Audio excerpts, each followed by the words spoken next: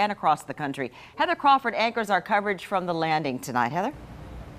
Well, Jeannie, you can see behind me crime scene vans still here on the scene at the Jacksonville Landing, parked right in front of Chicago Pizza, where this mass shooting unfolded just after 1:30 yesterday afternoon. This is local, state, and federal authorities try to determine what the motive was behind this horrific shooting rampage. Now, we did just get an update from the sheriff, who said that the lone shooter who killed himself was armed with 2 handguns and extra ammo when he started shooting.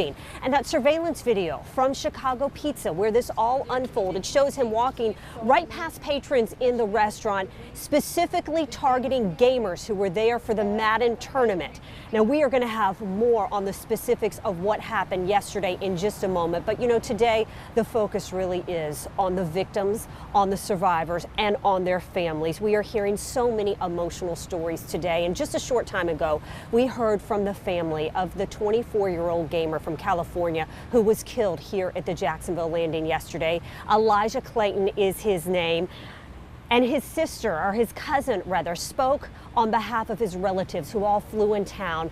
His parents, his mom, his dad, his step-parents, his cousins, some of his aunts and uncles all gathered outside the Jacksonville Sheriff's Office today, saying that he leaves behind 6 brothers, 3 sisters, and a family who will never be the same. This is what his cousin had to say.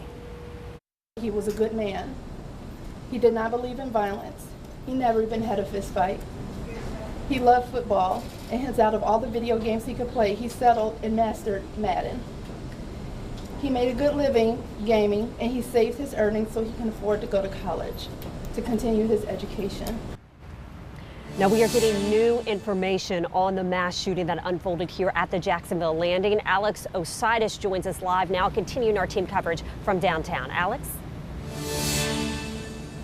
And Heather, we were in that press conference with Sheriff Mike Williams. He says that what they have learned in the last 24 hours includes that suspect was targeting those gamers, even walking past other patrons inside of Chicago Pizza, which is still closed off tonight. And while we were in that press conference, we were asking him about the gun situation and how this shooter may have gotten guns and how he was targeting those victims. Now, police say they do expect things at the landing to continue their investigation tonight and then eventually open up tomorrow. The sheriff, along with other agencies at that press conference just hours ago, telling us what they learned in the last 28 hours, including that shooter had a .45 caliber and a 9mm handgun.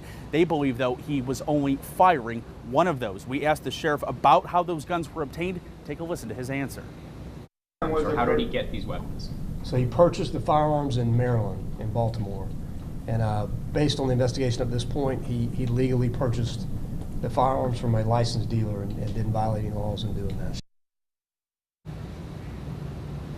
Now, coming up at 6 o'clock, we also heard from the FBI, who's assisting this situation in Baltimore, what that agent had to tell us about their investigation. Coming up at 6. We're live outside the landing. Alex Ositis, First Coast News, on your side.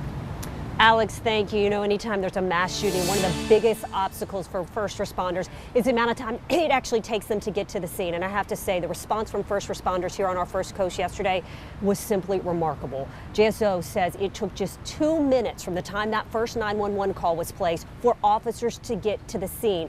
And what's even more remarkable is that firefighters with Jacksonville Fire Rescue just happened to be right across the street from the landing doing a training exercise. And when they heard the screams, when they saw a man who had been shot, they went into action. You know, they train to stage and to wait for officers to clear the scene, but yesterday time just did not allow that to happen. Wearing no protective gear because their helmets and their vests were just too far away, they ran right into the danger zone to save as many lives as they could. Let's go into that mode just like we're going into a structure fire or a shooting. You don't think about it, you just do what you can to help. We're very blessed to be there when we were there, because I think things probably would have been a little different for a number of the patients. So we were lucky. Yeah. A lot of people praising firefighters today, calling them heroes. You know, first responders train all the time for situations like this. And even though they're trained to stay back, as I mentioned, these firefighters went right into the heart of the danger zone to do what they do best and save lives. Now, a day after a gunman opened fire here at the Jacksonville Landing, we're learning more tonight about the survivors. And Zach Merchant continues our team coverage live now with more on their story. Zach? Yeah, Heather, 13 people injured, 12 of them shot, and all across social media and in person. The people who were there say what happened is worse than a nightmare. 27-year-old Alexander Madunik came all the way to Jacksonville for what he thought was going to be a fun weekend of gaming and playing some Madden. He had no idea he'd end up in the hospital, but that's exactly what happened. He says he was in the room when he watched David Katz leave and then about an hour later return and open fire.